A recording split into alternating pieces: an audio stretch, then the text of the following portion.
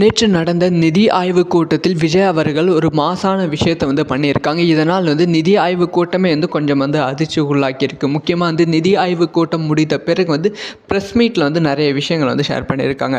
அதாவது நேற்று டெல்லியில் நிதி ஆய்வுக் கூட்டம் நடந்தது. இதில் முதலமைச்சர்கள் கலந்து கொண்டார்கள். தமிழக முதலமைச்சர் விஜய் அவர்களும் கலந்துக்கிட்டாங்க.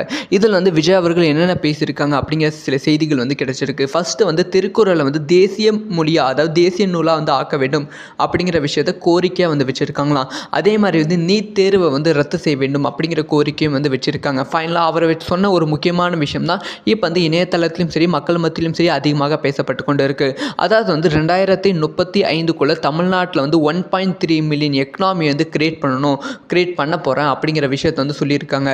ஸோ விஜய் அவர்களோட கான்ஃபிடன்ஸை பார்த்து நிதி ஆய்வு கூட்டத்தில் இருக்கும் மினிஸ்டர்ஸ், அதுக்கப்புறமா அங்கே இருக்க முதலமைச்சர்கள் ரொம்ப அதிர்ச்சிக்குள்ளாகி இருக்காங்க. முக்கியமாக அதுக்கப்புறமா ப்ரெஸ்ஸை சந்தித்த சில முதலமைச்சர்கள் விஜயை பற்றி பேசியிருக்காங்க. அதாவது நிதி ஆய்வு கூட்டத்தில் விஜய் அவர்கள் பேசியது கொஞ்சம் கூட நினச்சி பார்க்க முடியல.